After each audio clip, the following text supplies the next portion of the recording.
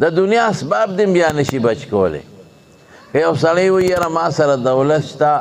د دولت د وجې به زما ژوند بچ شي دا غلطه ده نه د دولت بچ کولی شي نه انجینیر انجینیری بچ که نه ساینسدان ساینس بچ که نه ډاکټر ډاکټرۍ بچ که نه بادشاه وزیر اعظم بادشاهي بچ که او نه د دنیا دولتمند دنیا دولت بچ که بس خدای چې کوم وخت مقرر کا به دا زمونږ په تفسیرونو کې یو تفسیر دی امام قرطبي لیکلی دی هغه یو واقع نقل کړی او بیا مفتی محمد شفیع صاحب رحمت الله علیه معرف القرآن کې هم دا واقع ذکر کړی چې یو هلک و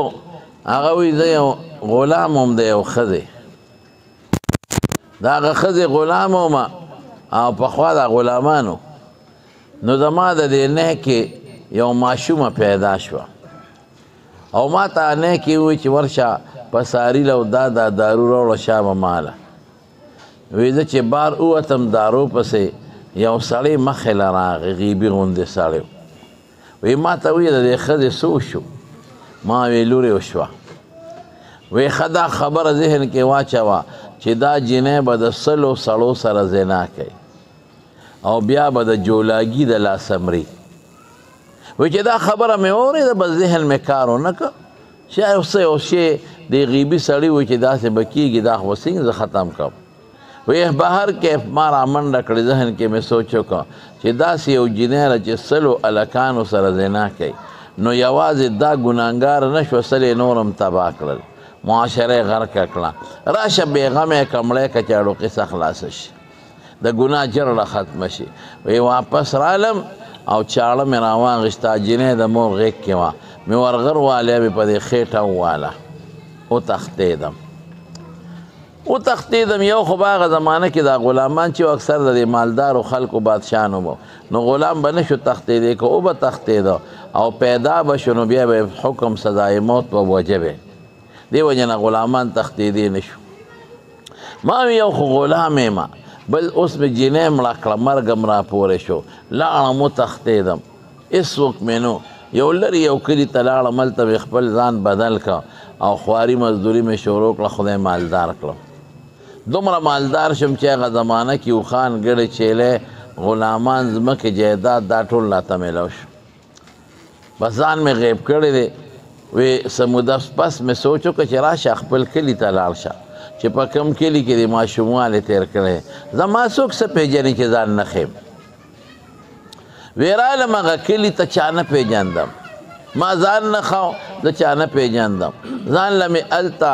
یو محل جوړ کړ ځمکې مې واغېستې دا چې کوم دی چا خلپوسې کړي دا کلی ښه یادېږي او ځان له مې جایداد ځمکې هر څه واغېستل زه خو یک تنها هم څوک مې نو نوکرانو ته مې یو ځل وي چې زه واده کول غواړم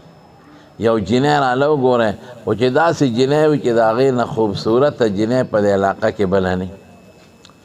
نوکرانو راته وي چې یو جنۍ ده او ډېره زیاته خوبصورته ده د هغې نه خوبصورته جنۍ په دې ټوله علاقه کې نشته ما وی هر سنګ مهر ورکوم دا عالم کې هغه جنۍ سره مې نکاح وکړه واده شو وی چې نکاح شوه واده شو هغه جنۍ سره نو د واده په لومبۍ شپه چې د دې جنۍ سره میلاو شو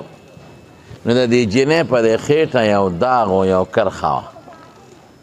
نو ما دې تپوس وکړې جنۍ داسې دي خو واقعي ښه ښکلې جنۍ وه زما خوښه شوه وی ما ته ویره ما ته خو پته نه لګي خو زه مور راته وې چې ته کله وشوې نو زمونږ یو غلام و ما هغه ولېږه چې د بازار نه په ساري نه دا دارو راوړه هغه د کوڅې نه ووت باره واپس یې راغروان او تی په چاړو والی وتښتېد چې ولې ووالې وی زه هم حیران یم چې هغه ظالم زه په چاړه ولې والم زه خو ماشوم او بیا زما مور زما علاج وکړه زه جوړه شم او زمونږ هغه نوکر چې هغه تښتېدلی دی اوسه پورې پته نه لري دی هلک وی دا خو زه مقه په بلا وړېدمه دا خو ما کړي و دا هر څه او ما خود دا پس مصیبت وړېدم خو دا ده چې جنۍ واقعي ښشته وه زما ورسره زړه ولګېده وی مې چې ښه دی یو تپوس ته نه کوم اوس خو زما ښه دی که ښي او که بدي بس زما په نکاح کې او زما ښه دی خو چې چا په چاړه والی هغه زه یمه زه ستا د مور غلام وم او ما په چاړو والې ته جوړه شوې. وی دا حیران چې زه دې ولې په چاړه وال ما څه چل کړو زه خو ماشوم وم. وی چې زه بارو وتم نو یو غیبي سړي راته وویل چې د دې ښځې څه شو. ما وی لور وی ښه دا واوره دا به سلو سړو سره زنا کوي او د جولاګي د لاسه به مري. ما وی راشه چې دومره بدعمله د دې نه جوړېږي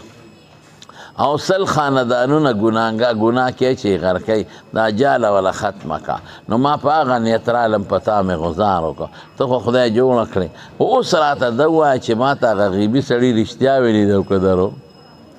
یاره سړي به دا خبرې څه لکې دا پرېږده. مې چې نو اوس خو مې ښه دی که زرو سره دې م زنا کړي زما ښه دی خو دا راته ووایه چې دا سړي ما ته ټیک ویلی و که نه. وی ښه دی راته وی بلکل یې درته ټیک ویلی دی. ما په شمیر د سلو هلکانو سره زناکاری کړی اوس مې ته سوچه رښتونې خاوند دی. ګوره هغه څوک فرشته به ممکن ده دا حکمت دپاره دا خبره وکړه. وی ما ته وی چې هغه سړي درته وی چې د جولاګي د لاسه به مري. ما وی دا به څه کوو مې غم مه کوه. نو دا خاوند دی وی ما ولې یو محل جوړ ښه قیمتي او نوکران مې مقرر کړل چې دې کې پوټې سوړم نه او بیا هم دا جولاګې خوار دی ته ننوځي. نو دا ګوره چې یا کسان مې صرف بعضې په دې مقرر کړل چې جولاګې پرې نه دی. وی یو ځل کټ کې زه او دا ښځه مې ملاستو په دیوال یو جولاګې راښکاره شو. وی دا ښځه مې ما ته وایي چې هغه غیبي سړي تا ته څه ویلي چې دا به دې وژني مرګ به رده د لاسې. ما وی زه ګورم چې ما وژني که زه یې وژنم. نو په دې جولاګي کې تاسو به لیدلي یو قسم دی چې شاته یو وړه غوندې غوټی د زهرو ډکی دا ښه د پاسه د پکېړی جولاګي وه هغه ولګېده خو پوره ونه راپرېوت په ځمکه. دې ښځې کېړی واچولو د پاسه یې پراخ کا. مفتي شفیع صاحب هم لیکلی دی امام قرطبي هم لیکلی دی ښه چې د دې دا نوکه یې غشتې و دا اوری پوټې زخمي وه زهر هغې نه رالل دې اوری کې ننوتل او هغه ښځه هم د هغه جولاګي د زهرو د لاسه مړه شوه.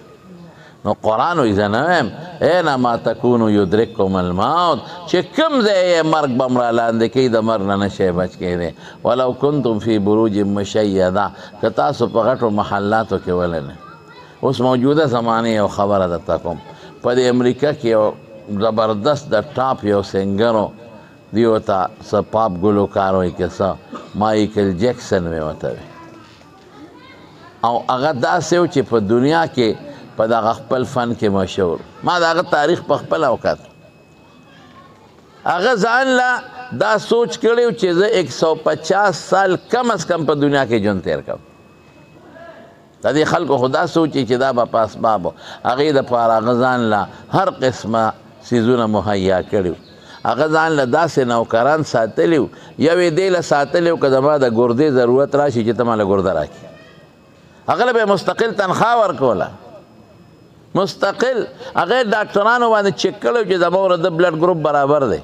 د هغه به یې ځان له خیال ساته چې د هغه وجود ته جراثیم ونه لګي. هسې ما ته په ګردې ضرورت راغی او دته د ګرده لګي او دته جراثیم نه لګېدل. هغه به یې ځان له ساته. د سترګو یې ځان له کسان ګرځول که زما سترګه خرابه شو چې ته ډونیشن ما ته سترګه ولګېدونه پیسې به در کوم. هغه له ځان له تنخواګانې ورکولې. یاره د ګردې د وینې دپاره چې جس کې به ته ځان سره به پوره عمله بوتله چې که دا اندام مې فیل شي چې دا سړی یې راکړي. هغه له مستقده ګورې څه فردي خبره نه ده دا یقینا تاسو په دې نیټ وګورئ. هغه له باقاعده تنخوا ورکړه هغه بچو له به یې پیسې ورکولې او چې دا اندام تا ماله راکړه او ته مړ شوې ستا بچو له به دونه دولت ځي په پونډونو کې او په ډالرو کې او د ډاکټرانو ټیم به یې ځان سره ګرځاو. خوراک چې به یې خوړه نو ډاکټر به چک کړه نو بیا به یې خوړه.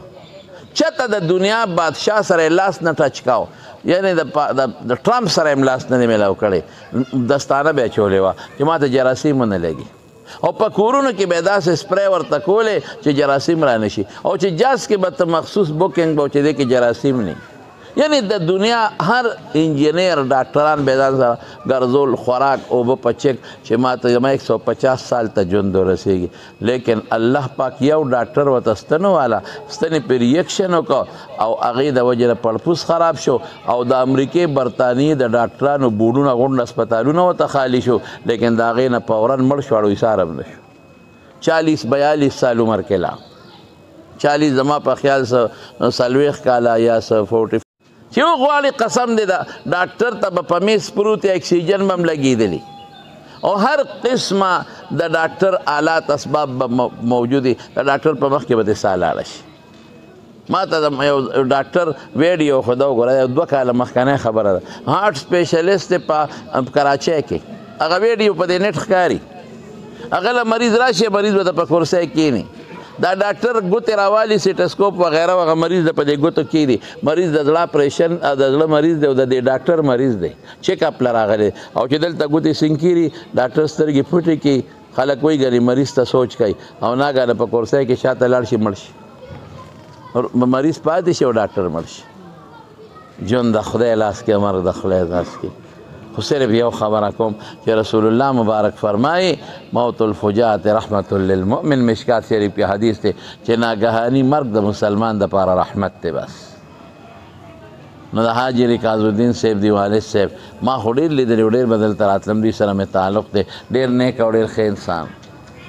ډېر صالحه بني آدم و نیک انسان او حقیقت دا دی او د دې بچو یې وله ډېر خدمت هم کړی دی د دې ورسره ډېره زیاته مینه هم وه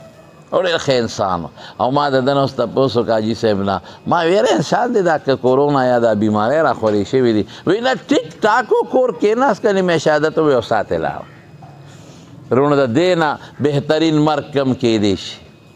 مونږ خو وایو قسم د کور چې څوک چرګوټې وساتي په خپله نه شي لالو لړۍ نه ورځي د کور ساتل سپې چې مړ شي دی پې خپوي انسان پلار لویه خبره ده د چا پلار چې تلي زما والد صاحب ټیک ټاک و سار وختي ذکر و اسکار منځ او دس هغه به دا سار مانځه پسې ذکر کو کور کې دننه لار کې به اورېدی شو نو ما به ورته کله ویره ته اوازونه کوي او دا مه کوه یاره وایي ما پرېږدی زه په ریا وه د وجې نه کوم خپل ذکر و اسکار یې وکړه زما یو خور وه ما پسې راغلی ته راشه والد صاحب مې یو بوټی لږ په معده بوج دی چې درعالم کټ کې ملاست وه په خپله حکیم هم او ډاکټر هم مې څه چل دی وایي بچې په دې معده مې درد دی نو ما وی ګاډي ته کېږي چې ډاکټر له دې بوځم سهار وختي وایي نه ډاکټر مسله نه ده مې څه مسله ده وی یو اوري انجکشن راته وکړه نو ما وی ګوره داسې بې ځای خو هغه بلد و چې به په ګرده یا په دې راغی دا پې 20 ځله راغلی و ما به ورته بیا یا کور زما ورور به ورته اورین انجکشن و ټیک به شو دا یې کور ساتلی وې ځان او ښه ټیک ټاک به پټي ته به ته لار چکر به یې لګو دروازې ټوله په دغې نه یو ورځ مخکې ښه چکر یې والي او سهار مونځ او ښه ما ورته وی ښه ډېره اورین انجکشن مې وله وکړه مې څنګه شو ټیک شو لږ ساعت ورسره ناست وم ګپ شپ مې ورسره لګاو مې طبیعت یې څنګه شو ما ته یاره ته دونه ډېرې خبرې کوې ما په زور نه جوړه کې زه یم ټیک یم او ته ما ته بیا بیا وې هلک غوسه ناکه مو زه مدرسې ته رضا نو زه رالمه چای مې وڅښله چې چای مې وڅښله او دې کې م ناسته بیا سم لاسته